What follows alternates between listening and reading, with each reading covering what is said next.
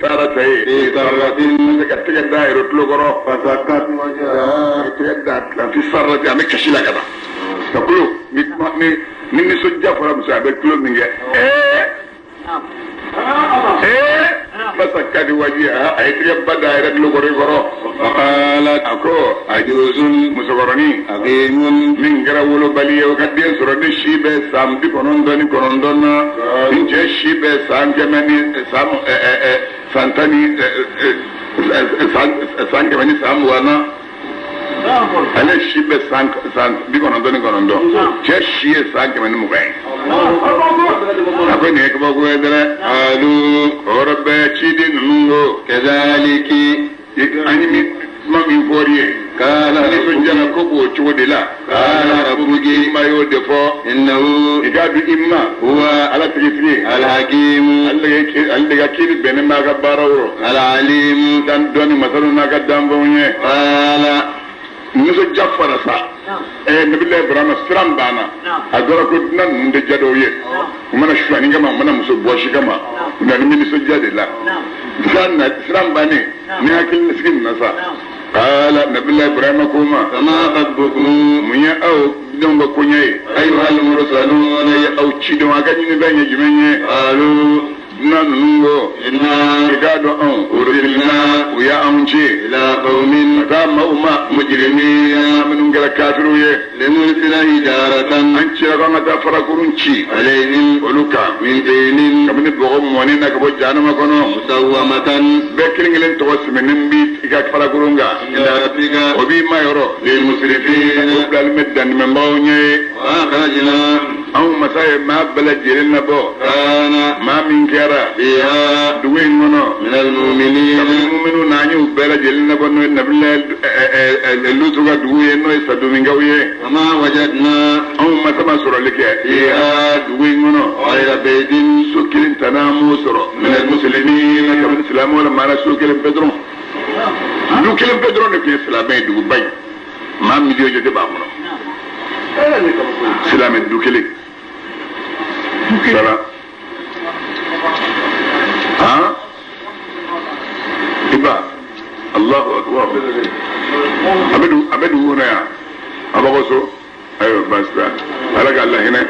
ألقى يا فاما ألقى قبر النور والله يقلب بولت ما بسولة كما الله أكبر وتركنا آية ما وجدنا أو ما سر لجأ فيها فإن بكنا غير بيت سكل تنلا من المسلمين ابن إسلام ولا وتركنا آية متى كبكتو فيها صدوم الدولة للذين أن يأتوا موية يخافون العذاب ما من مثل العذابني العليم العذاب بمادني وموسى كما قلنا بالله موسى وكيلا إذا وقتني أرسلناه نوني موسى إلى فرعون كذا فرعون ما بسلطان أن يأتي كتامن الدلوية مبين دلومن وبنين ما فتولى فرعون يكودي بركنه ناقة كلبلوي وقال فرعون كو ساهر قلنا بالله موسى كرد جنادي أو مجنون قلنا كو فدودو فأخذناه كلكو فأو مساي فرعون منه وجنوده ناقة كلبلو باين باي ونبذناهم أن يوفلي في اليم بعد كالزمي منو وهو أياسر فرعون مليم أكلا جلك لي بارك باي وفي عاد كما كو بآدا كولا إذ وقتني أرسلنا الريح ناو مساي فينشي عليهم آدا كوكا العقيم فين فين بورغي ما تذر فين تتولك من شيء يفوي دينجلنا أتت ناكمنا عليه دالنا تيتوي إلا جعلته واكيك كالرميم كركرون كورونو كورلو مشغمنا وفي ثمود حول ولا ما يقرأني دو مسرن لا إله الكرمين الله أكبر وفي ثمود كوكو سمودا كوكا خباريالا بري إلى وكو لهم سمودا كوما تمتعوا أو كاو يردامو أتاهين تاتمانين جنما وكلمة ونعمة سيبتاتك فأتوا فأتوا سمودا كو يعدرا عن أمر ربهم أبوه ما كي يمركان نمننما فأخذتهم الصاعقة إن جنوغا برنغانيو منه وهم ولو ينظرون أترو بك فليا كلا كليكا مكي شبه ناكرا ناكرا شبه وكل مبالانا على تبالا ماشي لا أننا يتلد دكو على كي تلد بني برناي فما استطاعوا فما مسي من قيام كجربسو كيجو مسي كوكا وما كانوا منتصرين ترجع يوم دم وقوم نوح نبي الله نونغا ماو أن يقولوا على كي كقوم إنهم يقولوا نونغا ماو كانوا لوكيرا قوما مويه فاسقين ما من غرب بايدين الله وسماء سامرو بنيناها أو مساي سامرو جو بأيد نام نفعي وإنا نتيجة دي بأيد نفعني أدو نفعي وإنا بأيد أني أدو نفعي وإنا أو مساء لموسعون أو نكرا يري ولا مساء فهم دا يام بعد دو كي فرق والأرض على ما جربك فرلاني آمين على قال لي بني فراني يا رب على كان نسكن فرق إن شاء الله كدينما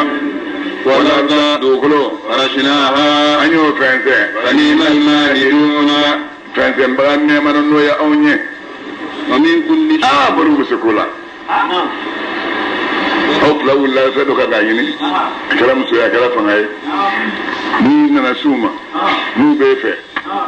والسماء بنيناها بأيدين وإنا لموسعون وسبن قديما ويتاي اتغدو نمبو كنو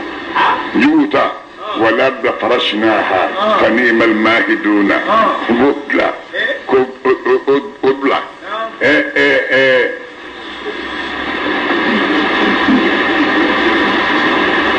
ما زون فين تغيري ترولي ما مريا الله يمه مي ترول لا كما مي على أفهم بناي أبانو إيه جالس كسالي بقولا إيه أنت على فيو الله أكبر وخلقنا زوجين أو مسائل نوني أفلاف لدا من كل شيء نفهم فانيات كبك فلاف لا يتشاني مسو سانغولو ندوكلو لني كالو جريكانا نكلو كبجيني غونغانا كلماني فنني فانتمي ماني فان كموني نورون دبي فان بكروي لعلكم الدور أو أنا زيغا واجل منه Otman masabi yo beda otoy ko ekelinye ode kul huwa allah ahad ode ahadu ye ala kelit mashita ahadu tab mashila ala kelin toho ni bi bana fen bana tiyan nafiye wa in minkum illa waridu maana ma min ahadin minkum illa wariduha ولم يكن تاني ولم يكن له كفوا أحد ولم يكن كفوا لم ننئك وإن أحد من المشركين استجارك إن شرطي دينا وكذا ni ahadu ko yow ala kilim pedron de alini wahidu tekli Allahu akbar kabiru aw salamu kabuli kada Allah ta'ala ka barajin nima ni Muhammadu nadirun ne baba likra aw ye kabal Allah من بابا غلبنا ما أو كان على ورك ما الله كفر عليك آخر مي على ورك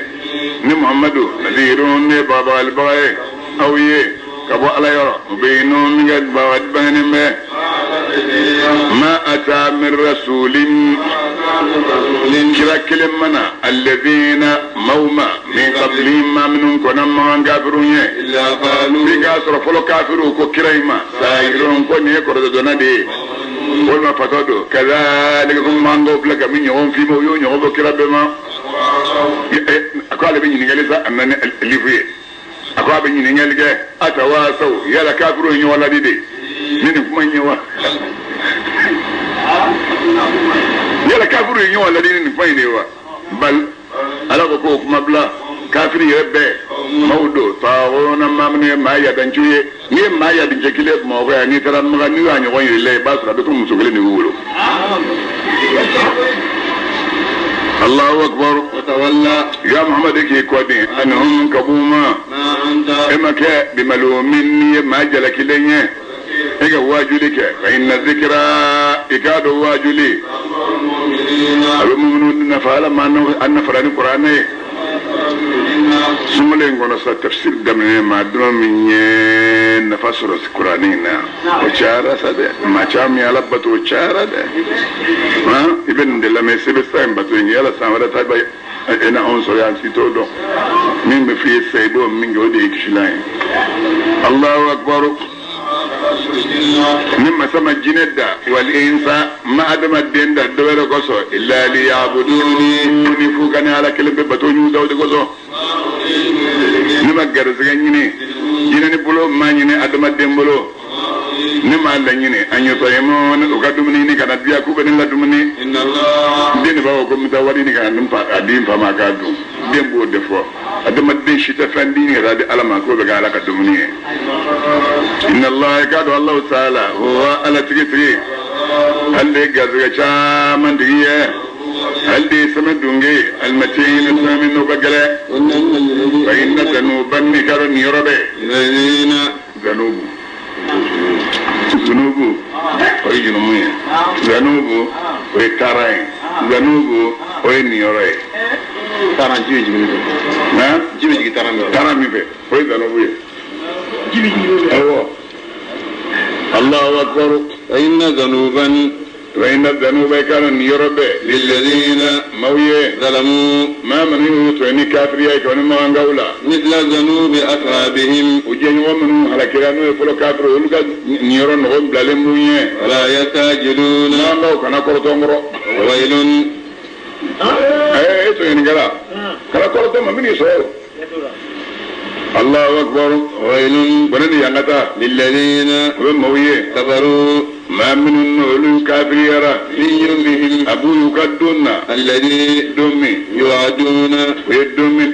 كلمة دومي يكون مالدكان دونيوية سورة التوري اتجو أنا فايدة دفايا على جنبه يوفو من سورة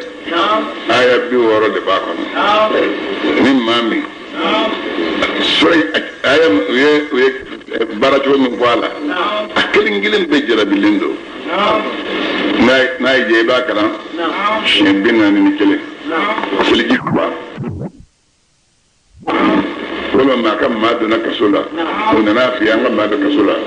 ibi ka war min irata ka war min fuye afuye kana siga de war fuye aina nu wari aga kasula mo deme bo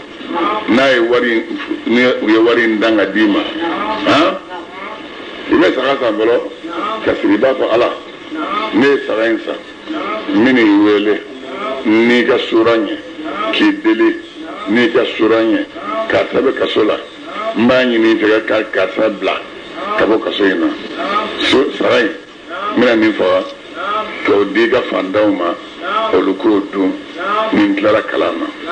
ibe kalam demne seliji takis ki seliji plata da seliji kele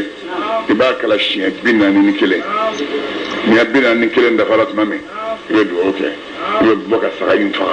ni safa iba su sarada la no nyonje iba sarada bi woro ni woro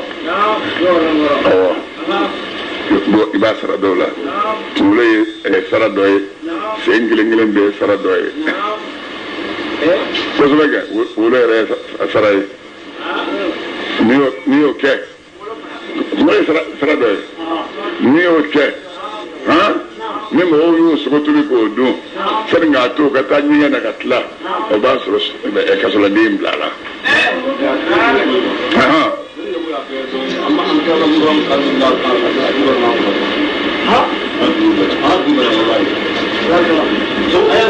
so ma du folo atlamo to mo fem before awia qur'anek nido nala ni fodro yoyi wala ka jomba mo na fem po qur'an la yoyi bo awben la madal menna ebla wulisa dobe do kasola o kam wod na ko disra ngam wala mi la tamma ebro o barake o go wardima ibita maga halala jelendo ibita ala kray ibita kila jura kana min ma min go wala delte che eno bi tay kile ne daro tikla du afu ye baga ya sa kana bi ko toro jodi afu ke di baga fejeri ya don ka ya atoro soro maka se ke buka o kile walma ni jurubi la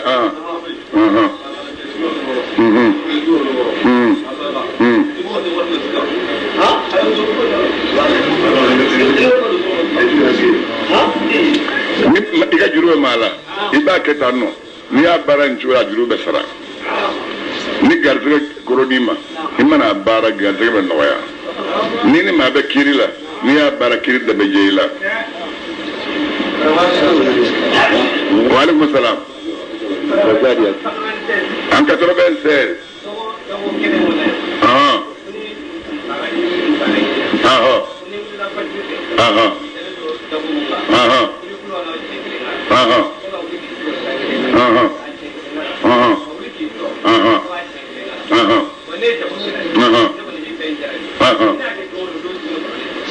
Allah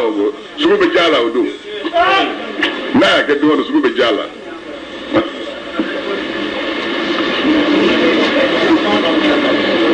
ni wala kadlana snola ki dalan to kaso bawli folo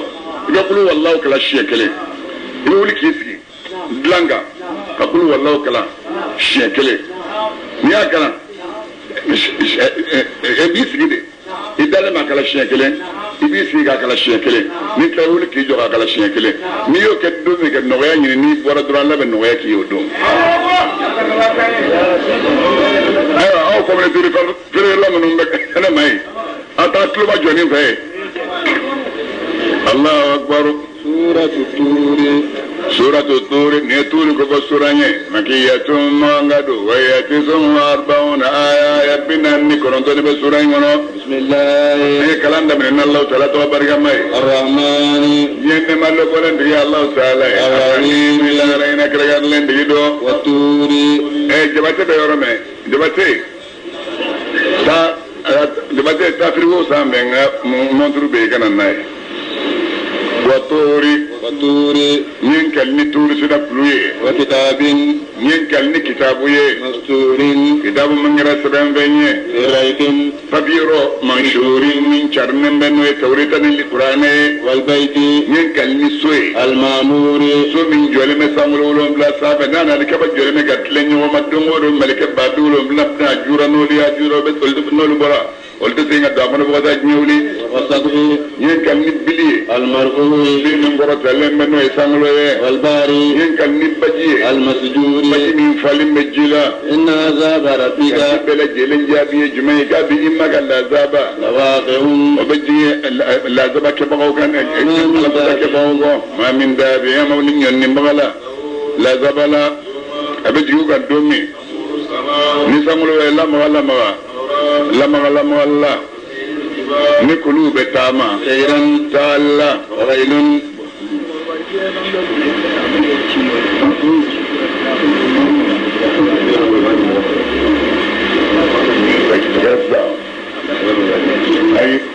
ay kula ci ngara nya bon chorba do bia ga muga ya fa ba ko sura dilanga mo ya kula ci ngugo masa ako kolashi madama de Brahma Jallo ki ga mo bi kono kelama Brahma Jallo ya famia ka gotin wole ya me nasra mami kolashi gala dat kala mama aywa ngata bonani ngata babalki amaddo ngalondiga bawe alladina nimangalondiga bawo don on tigi يلعبون وبنيا جلا في خوضين باترا تشوف بالله دومي يدعون وبون ينوت ونا الى نار جهنم تسمى دعان من وجولا هذه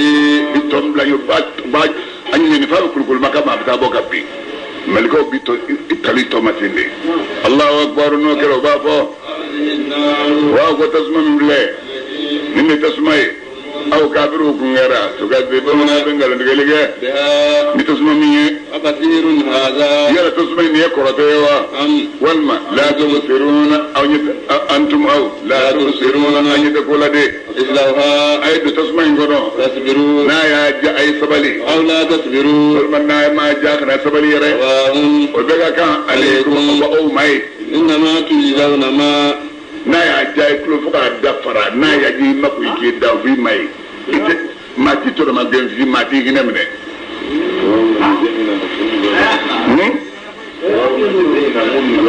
koswe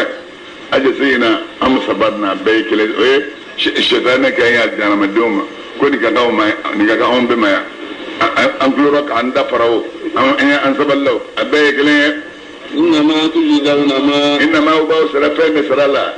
أو كيرا تعملون فهم بارا إن المتقين قالوا عليه سريا جون بجنات ولبنا وفروفنا ونعيم ولبنا موشرا فاكهين على كون قدام نمي بما نفني آتاهم ربهم ما يفهم من دوما وقيهم ما يوتنا عذاب الجحيم والجحيم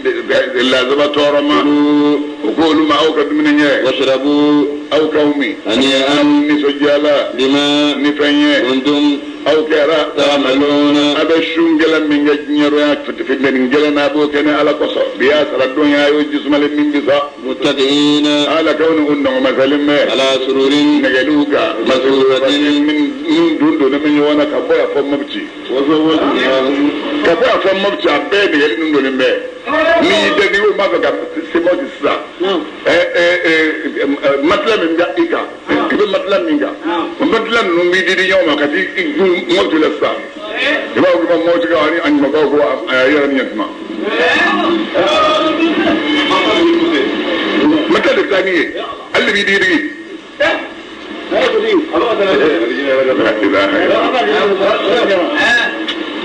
الله أكبر وزوجناهم أو يه الجنة دنفرو بحور نمسو نكسة فينو نكسة جيل مغطما والذين أجيل ما في من بالو في من مني جيما من بالو جيل ولا نكسة رغطما أبنونا فراغون فابي كينو كبابو كوي نيداندغي كبابو نيو ميداندغي لا إله إلا الله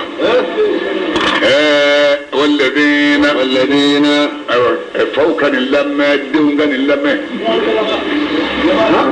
والذين آمنوا نولوا لما نيرك الدلالة ومتعتهم ذرياتهم نودون تقروكو بإيمان لما نيرك ألهقنا ذرياتهم نفع إسلام أبدا مسلا نيرا بتاكوي نفع إسلامي أبسليتا إيري سليتا نفع بنافلسلي نيرا بنافلسلي نفع بتام سلا نبي تام سلا نيوكي نفع بسمولوشو نيرا بسمولوشو يوكي نفع بجغبو إيري جغبو نيوكي الكيامات دي ببارا مزمنونغا مما أتوديتي دو على جنة فنو يولو منونغا نول بنا من ميني على جنة دونينشي نابرا فاقو دو درون فامنا بو ويلي ناو لكي جوكا يقوى جنة فلدوباكو nekele maba ni bara mega make ngele nyaka ndiunde nekele mama baraka nyaka ni musoyi ni muso minya nima ni yo fadiga duwa uka ka fa ala ko nyaka ni musoyi ala ba ko muso ka baraka ma tame ta do ala se tabo ba ko ne ma ken kilo nyaka ambere ba ko bakke ko biye donye ala tin nabi ma lamalo bi walladheena amanu ma'ahu mamnun liman yara ka banno imanga ntolu lamalo bi yo min fo inso wele wal may din wa kada ñoo fa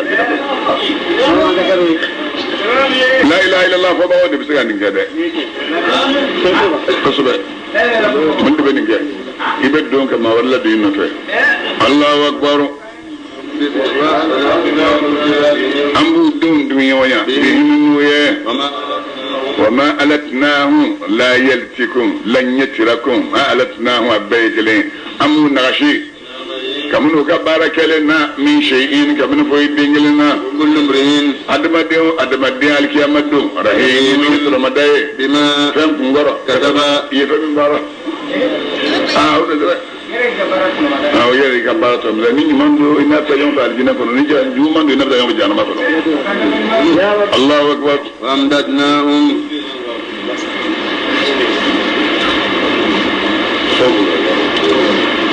ni muso dɔ ka carte d'identité de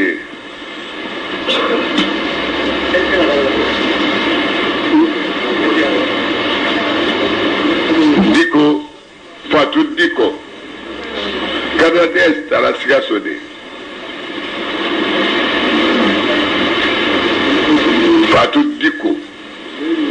fatu diko trobia aga kadande be bulula nana abe ba motari nginga ababulo Allahu akbar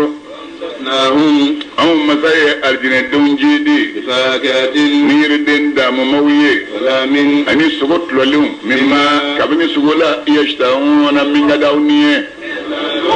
أهو سقط لهم نكون سقول نتقولوا يبيس عيني فاين في قدام من دفع نو من بنيما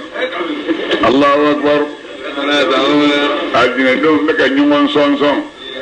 aljina kono kasan very falina dlola لا لغون batala kan fote fiha dlomi minna niya ma arabu bulo kas wayni tayba kono wal majiba kono no sharabu ba kono na bide do way finjani wal maqadah finjan wal maqadah niya no kas kon dra asra falindo wa kasan biha qad Allahu akbar ولا تأثيم جنم ذات إدلام مننا جمسن بك من سالوك الجنة دون دلا لهم جمسن نيوتاي جمسن من بارين دمن بك بارك لهم إحرادو وإذا رأيت ثم رأيت نعيما وملكا كبيرا ngati akoko ni sira ga yeli ke yinne yara yi yembo ka daka na fora ne aljina ko fora sta ne do aljina kono bi do aljina kono danga denyi fama singa shori bona ko seke blengo ka wila bi do aljina kono batla me bay danga denyoma singa shori itedu ne bi do aljina kono muso ju ye ju man ki chala singa shori aljina kono ite shori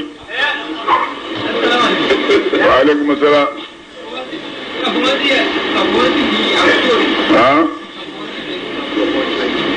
obini ala che bumo shi ite yin ga wala sani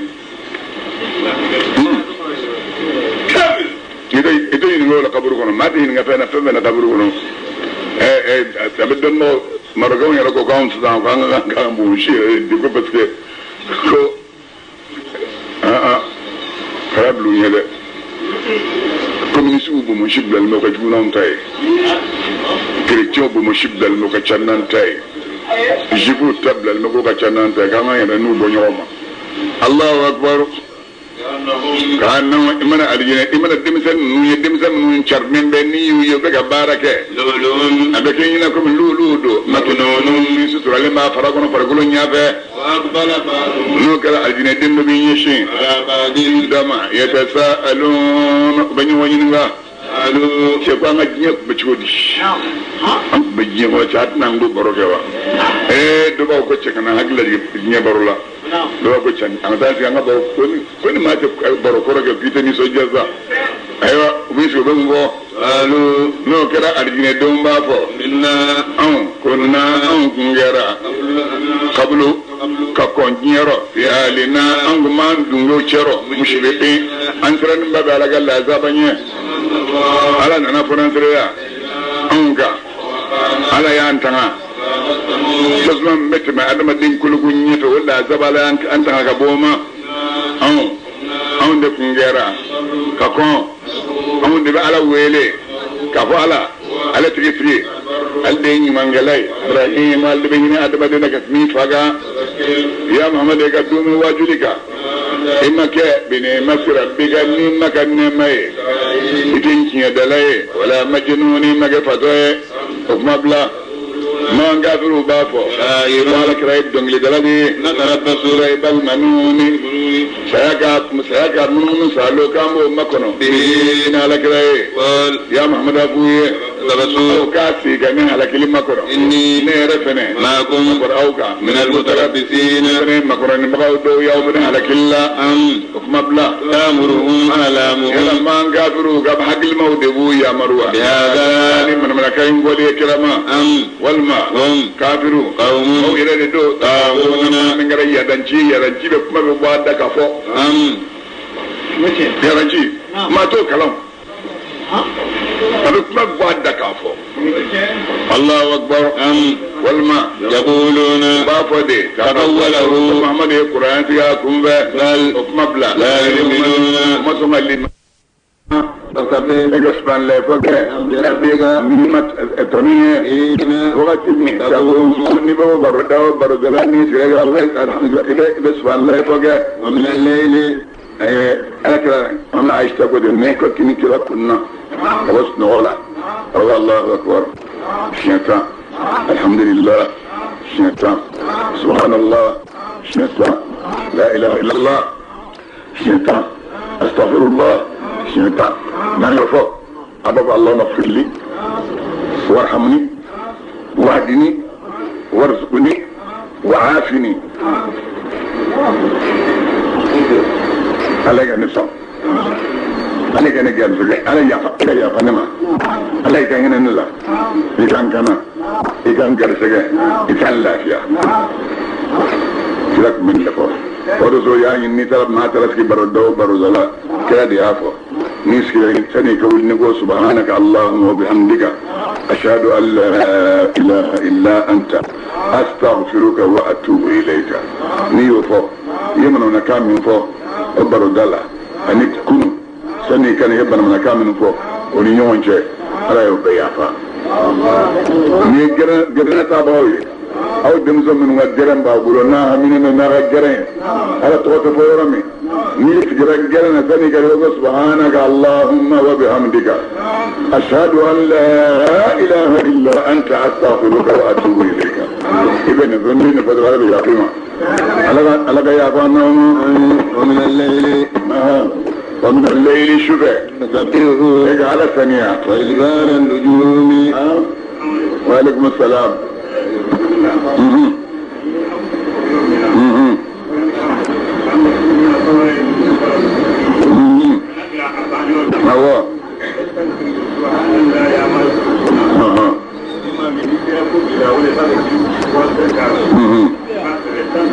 هو تندلو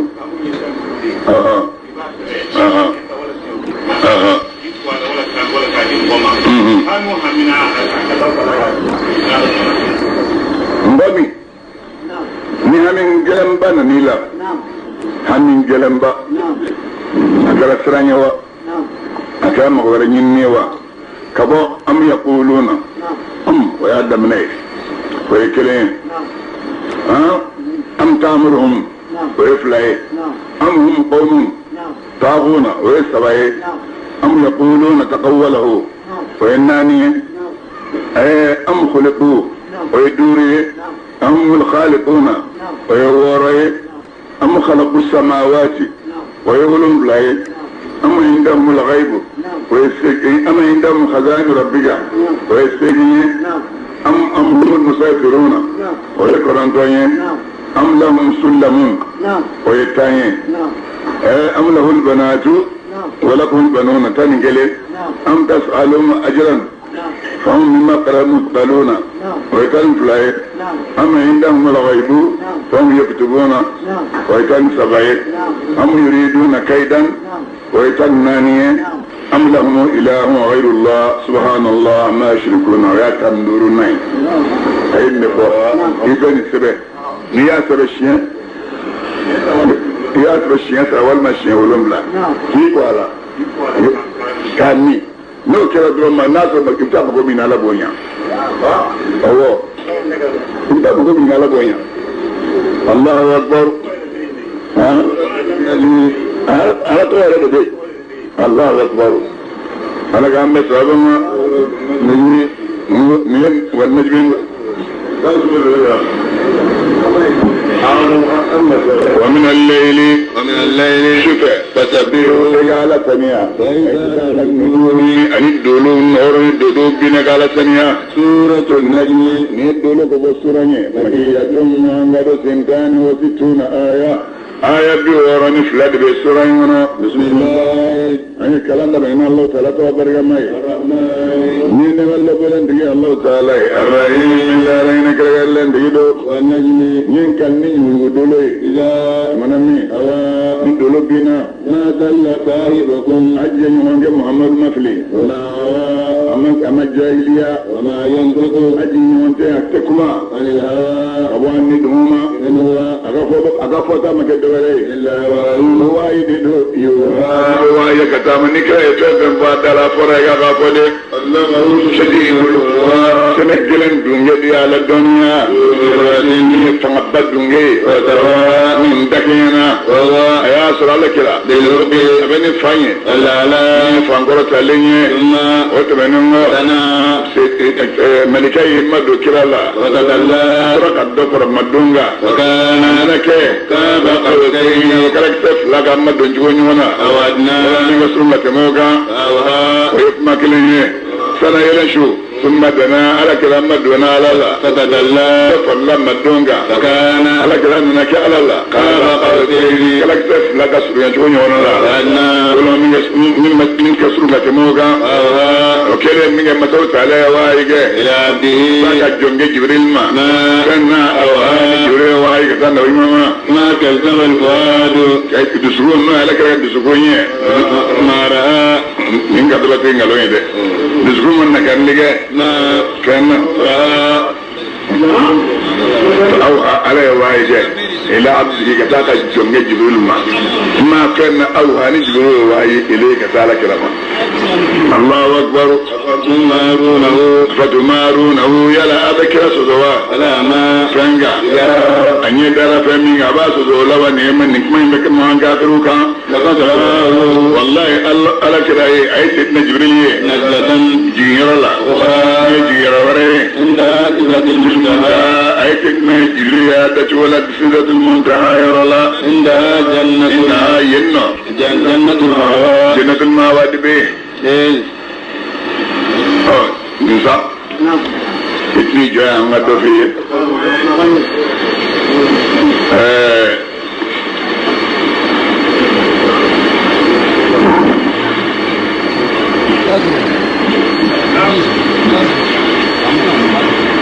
هذا مفرع على قوله وما ينطق عن الهوى فأوحى إلى عبده ما أوحى وبولم به ونين قام فرلا يونا ويما ينطق عن الهوى ولو تفسير دي تعرفه ضمير من أوحى فلينا وبسكي علما والمراد بالعبد وجبريل ضمير من أوحى فلنا وبسكي جبريل ما وهو احتمال من ما يملك من فيه كما دبر دفورا كما سجين دفورا نيدوي كما سجين وكما سجين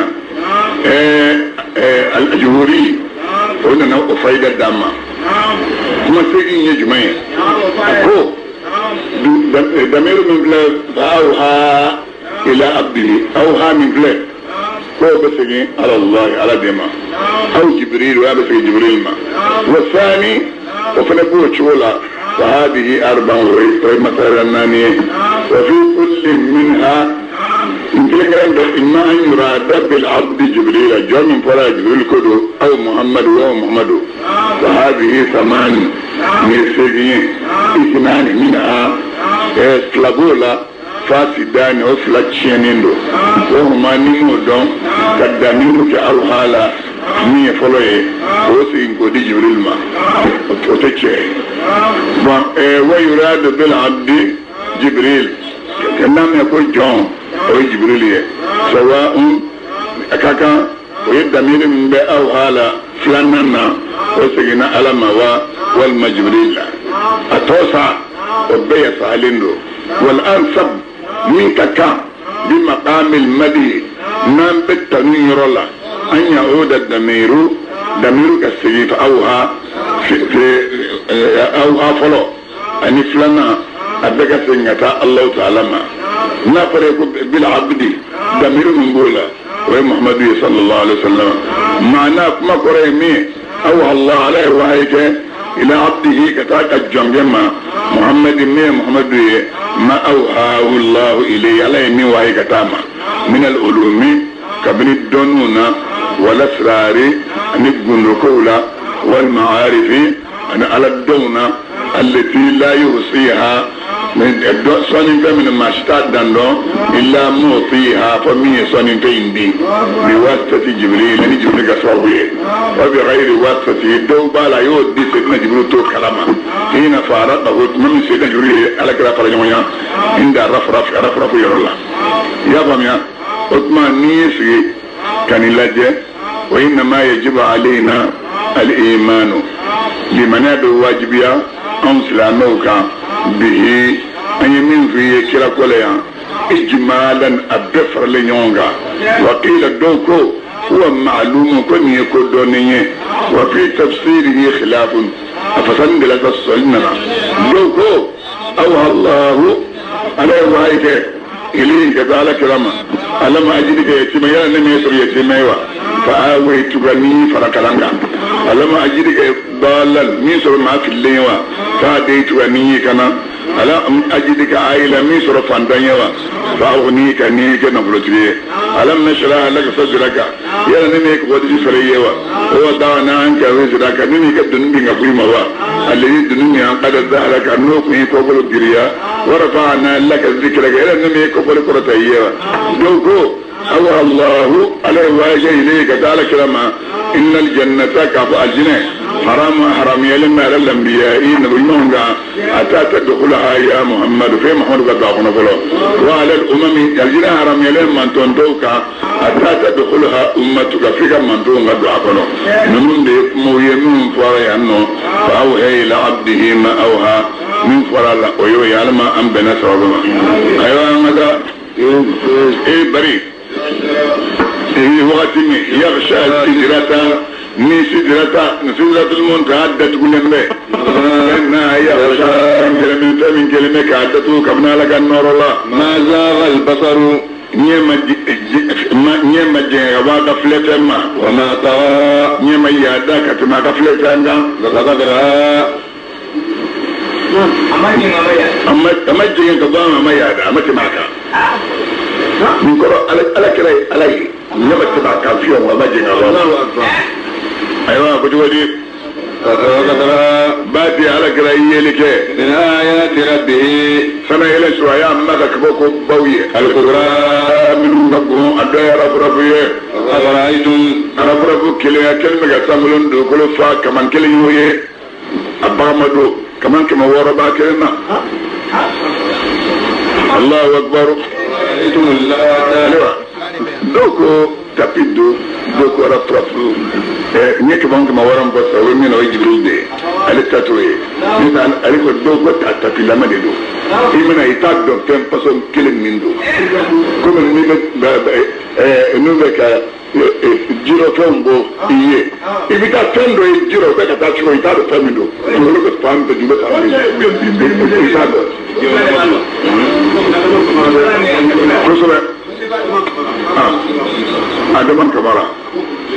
adaman kamara ga woku be na giya mo bi kono dala Allahu akbar رأيتم رأيتم أوكنا كباريا لا تبلا والعزى أني أزابلي ومناة أني مناة بلي الثالثة مي سبني الأخرى top لني ألكم الذكر يلا دينجبا أو كافرو فيه والأنثى لدي مصوب الله تعالى فيه تلك masaga min no de jebe marabaye o ka dimzuta ma min be ni ke foi ko dam pia o ta ge denye o to manala de ma no ke tlali miye iza o tlali jenge ne do tlali asramanya eniya joni ma ga dore illa asma'un fotodo sanaytumha antum kafiru de utoda ana toda ما أنزل الله من سلطان على ما دلو كلندي بها نجون بتوليه كافرو تكفوي نمن جو بتولا إلا ظن بنا قرب بسريه وما تهوى أني فمي تعوى لنفسوني آدم دني بفمي نتا ولقد جاءهم الهدى باتي كرن سلنا نوما لربهم كبو ما يرى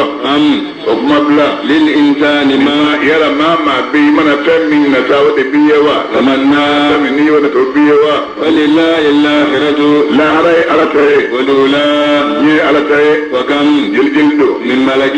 نو بسانو كمن ملكالا في السماوات بسانو ولم بلالا لا تغني شفاعتهم رسول دون النبيا شيئا ويدنجلنا إلا من بعد أن فناك وقت كوفي يأذن الله نالج jenu maku kasura doninge liman ma yasha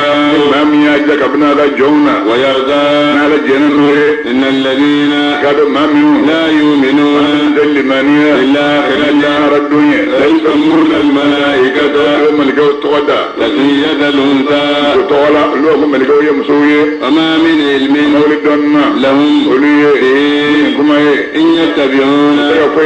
إلا ظن كرب بسجيلي وإن ظن قالوا بسجيلي لا يغني وتفوي نفنيا من الأمر كمني شيلا يا محمد يجي كودي أمن كبر مغما تولى مما مي كودي كبا أم تكبر ولم يريد نام فوي لجني إلا الحياة فاكر أننا مي الدنيا من قد على كسر ذلك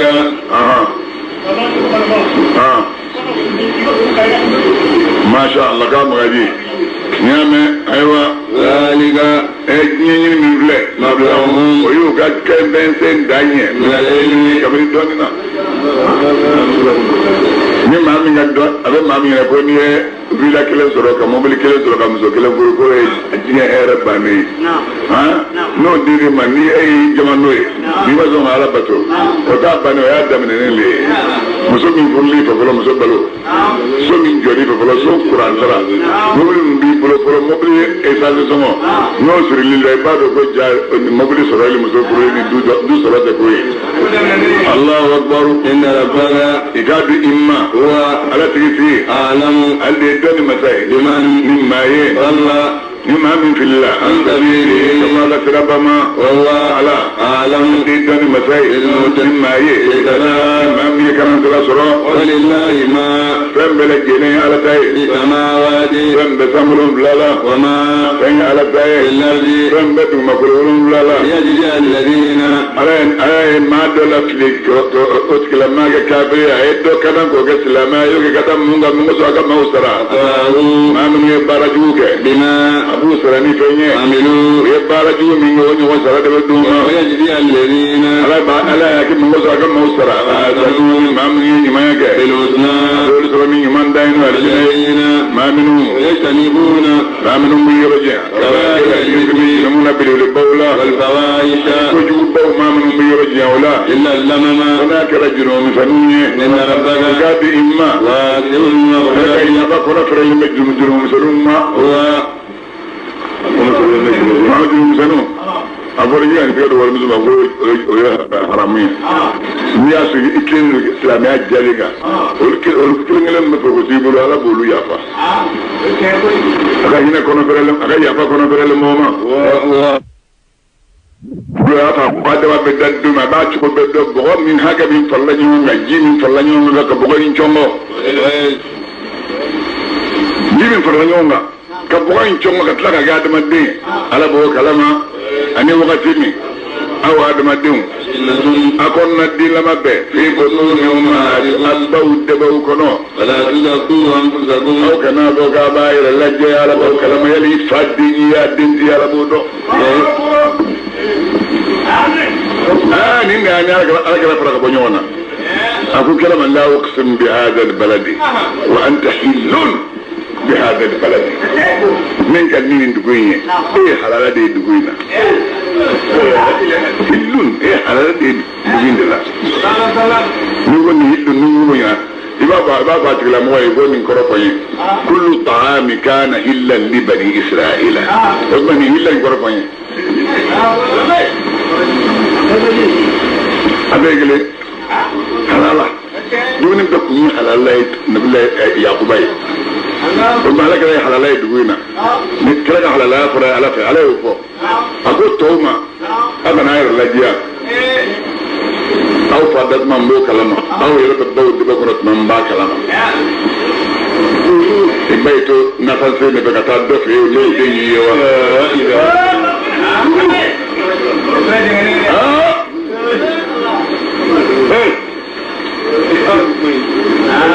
Allahu akbar ala una ye kuma kelen min fɔ a bɛ maaw bɛ se ka su ɲɛna n'o ye de Allahu akbar ala أعلم ala de dɔnni masa بمن ni maa ye taga maa min mana sɔrɔ ale ala ye ala b'o dɔn أفرأيت الذي e ka ne kubariya maa la تولى maa min y'i kɔdi ka bɔ limaniya ma a murutira tuma min n'a murutira bɛɛ y'a a lagosi وأعطى قليلا ko a tigi ma ko ne bɛ siran ala ka yankata den ye o kama kana siran ala ka yankata ɲɛ ne bɛ samiya fɛ i ye ni yankata min bɛ den kɛ ne b'o ta ala ko ko ko tigila maa de kubariya fɔ a ye وأعطى قليلا a ko taa cɛ n'i sɔnna n'i to an ka kafiriya in kan n b'i sɔn a ye wariba fɔ k'a b'o d'a ma nin bɔra ka tugu a kɔ a y'a sɔn قليلا nin na a kɛra ka bakiliya tɔ ka i n'a fɔ ka da farakuru bɛ bɔ kɔlɔn kɔnɔ cogo min farakuruba dɔ bɛ yen n'o bɔra kɔlɔn kɔnɔ dɔrɔn ko an ye nin kɔlɔn to yen ko nin tɛ bila ji la a ye kafiri ka bakiliya kɛ o de ye Allahu akbar عنده علم الغيب yala ale dangaden ko dugulen dɔ ni maa yɔrɔ wa ale يرى n'a ɲɛ b'o ye أولم walima لم ينبأ o ma ale kubariya de ni fɛn ye بسوء موسى nabilayi musa gɛfɛw kɔnɔ min tun bɛ yɛlɛ o ma fɔ a ye wa وإبراهيم ani nabilayi ibrahima ka gɛfɛ kɔnɔ الذي nabilayi ibrahima min وفى a ye layidu min kɛ ala y'a kɛ k'a dafa ألا تزر وازرة n'i ko k'i m'o dɔn a bɛ o gɛfɛ kɔnɔ ala tɛ zuru waziratun ni jurumuso tɛ don ni kɛ وزر أخرى maa wɛrɛ ka ni jurumi na وأن ليس للإنسان a bɛ gɛfɛ ninnu kɔnɔ ko foyi tɛ adamaden ye إلا ما a mana kɛ fɛn min saa ni y'o baara وأن سعيه a bɛ gɛfɛ ninnu kɔnɔ ko adamaden a ye baara min kɛ سوف wajibi don yɔrɔ o bɛna yira ala ni mɛlɛkɛw ni mumunu o bɛn'o ye ثم o tɛmɛnen kɔ يجاء o bɛna ale sara الجزاء a sara la sara dabalen o bɛ d'a ma وإن المنتهى wa anal muntaha a bɛ gɛfɛ ninnu kɔnɔ k'a fɔ diɲɛ ko bɛɛ lajɛlen laban yɔrɔ إلى ربك a bɛ ka t'i madema وأنه a bɛ gɛfɛ ninnu kɔnɔ k'a fɔ ko ɲɛ هو ala tigi أدهاك ale de bɛ maa dɔ layɛlɛ وأبقى ale de bɛ dɔ lakasi وأنه ala هو ale tigi tigi أمات ale de bɛ maa faga diɲɛ rɔ a وأحيا tila k'i ɲɛnamaya lahara وأنه a bɛ gɛfɛ ninnu kɔnɔ k'a fɔ ala خلق الزوجين ale de ye nɔniya fila da الذكر a ye cɛ da k'o kɛ cɛ ye والأنثى a ye muso da k'o kɛ muso ye من نطفة ko bara mani ji kelen na إذا mana min tumna mani ji surudi sɔgɔnɔ وأن النشأة k'a fɔ sindili عليه o b'a la kan الأخرى ale tilara sindili ye وأنه a bɛ gɛfɛ ninnu kɔnɔ k'a fɔ ala هو ale tigi tigi أقنى ale de ye adamaden dɔ kaari ni wari caman ye وأقنى a ye dɔ kaari na wasa sɔrɔli ye وأنه ale gɛfɛ ninnu kɔnɔ k'a fɔ alahu taala هو ale tigi tigi رب الشيرا yɛrɛ dolo mayale de ye وأنه a bɛ gɛfɛ ninnu kɔnɔ k'a fɔ ala أهلك آدم ale de ada halaki الأولى ye ada fɔlɔfɔlɔ ye وثمودا ale de samuda halaki فما أبقى an maa kelen t'u la وقوم نوح ale de nabilayi ninnu ka maaw halaki من قبل ko ada ni samuda ye إنهم bari ninnu ka mɔgɔw كانوا olu kɛra olu tigi tigi أظلم olu ka tuyɛni ka bon ka tɛmɛ adakaw ni samudakaw kan وأطغى a tɔgɔw ka yaada cayara ka tɛmɛ olu kan والمؤتفكات walmutafikata dugu min ye nabilayi lutu nkalontigɛya أهوى a y'o ta sanfɛ k'o firi a disi kan وغشيها ما ma fɛn ye dugu in datugu غشا fɛn min kɛra k'a datugu n'o ye lazaba farakuru ngoniman ye وبأي آلاء ربك e adamaden ne de ɲininka sa n'i ma ka nɛɛma kelen bɛ jumɛn ye تتمارى ni adamaden bɛ sigaw la هذا محمد من فلان كلا دو من المنذر ابن كلا ولا الأولى كلا فلوية أزفت اللازفة سريان بقى سريان القيامة ليس كاشفة اللي بقى لها القيامة لا من دون الله لما كان الله تعالى كلم به أفمن هذا الحديث يعني من بروك كنيه تعجبون أو بقى قال نقولك النوي فتدعكون أبقى يلبونا كالا ولا تبكون أتكشف بابا الكامل الذي من بابا أتكشف مني الهالة ما أو كلام ما ينني كبابا من بابا مسلوك أو كسيد به إلا الله تعالى ومن يودع كلمة بتو سورة القمر ميرة سيد يرى أنفه سيد أما سيد ربنا لا سيد يرى السبت أميد فلا بنيفه الله أكبر سورة القمر يكلو كبو سورة ما قدفنا كلا سيوزم الجمع آية كلين بلد جلا بدون درود بسورين آية كلام من الله تعالى وبركة ما الرحمن ين من لبلن دي الله تعالى الرحيم لا رين كلا لين دي دو اقتربت الساعة والقيامة سنسرينا وانشق القمر كم تشيلا كبوني وانا كبا وسيروا آية أو كلا كبا أي ما يا كلا يدار ما دار كلا أشوف ما أعرف يا الله يرى أكرا أيوة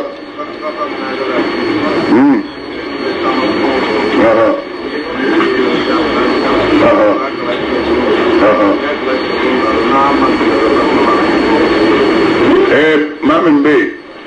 يبتنق نغنو يرى الشبك بلسي يلدي ومغوغي بلسي يلدي ومغوغي شبك وني بلسي ولي نفذا أبا من هذا الحديث تعجبون وتضحكون ولا تبكون وأنتم سامدون فسجدوا لله واعبدوا يباك لا شيء سبا والمشين ولم لا نياك لولا نعم ما دوري لا تسمع باجري يلو سنة كون فانية رشيا فانية نيجا كروبي استدي جنو بالا جنو باكونو إذا بارا دنيا فيقول أبادرون يا ما يندي سبب موتان لهم ولا سبب عنده نو فوري ابن سبب أفا من هذا الحديث كتاب فسجدوا لله إبا سبب شيء شاما نيا سبب إبا نشكة بدل فلاكونو نيا أكوكونو ها إبي بدل فلا إبا كوكونو وتو أبتيكا فرو كونا سا نترا كونا ها إبا يويو كونا إبا سري سري إبا كوترو أبو إبا سري سري كونا سويا دا نسرا دالا إبا دا ربلا إبا بو ها فهم باكونا تثبت كده بقولوا نبغى بجن واقف الله أكبر وعليكم السلام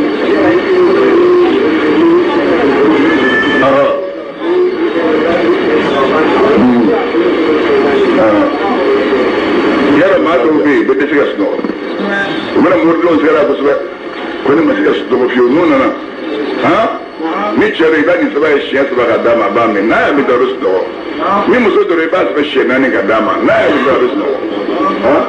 الله أكبر وإن يروا آية مما قالوا يكبقوا يردوا وبيقودي ويقولوا بافو سيرون يكرتي مستمر من قردوا من بينه وكذبوا من قالوا ينوي من قالوا يا واتبعوا آواهم وتقولوا يدوما وكل أمر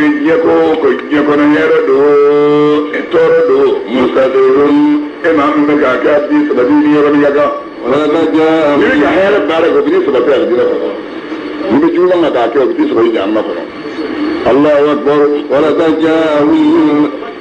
جاءهم ما باقي فن نما انقادروا من الأنباء كمن اخبار يالا فيهم مزدجر ما بغالي كم فمنا حكمة من ويكو دوني بالغة من سلمة دانا تمام تماني من بابالي كيوزة نفنيا ما ينالا مير على ما متان كي كابرية فتولى يا محمد يكي كودي عنهم كبوما يوم دومي يدعو الداعي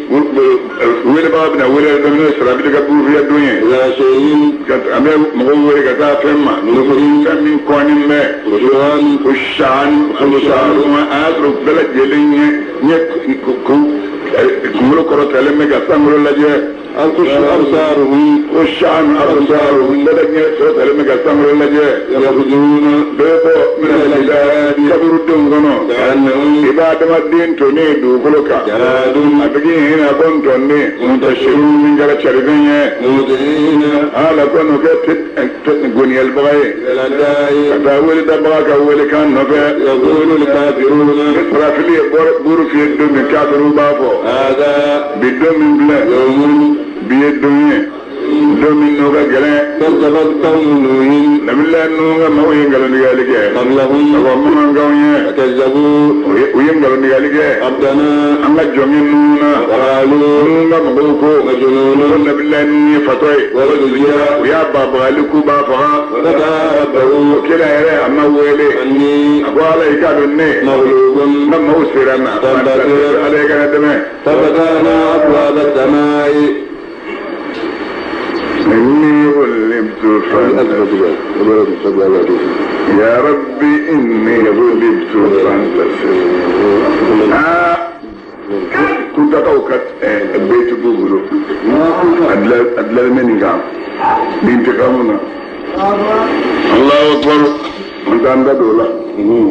ما من يجيبوا البيت بل ما هو بينا ما نغا يبشرك كده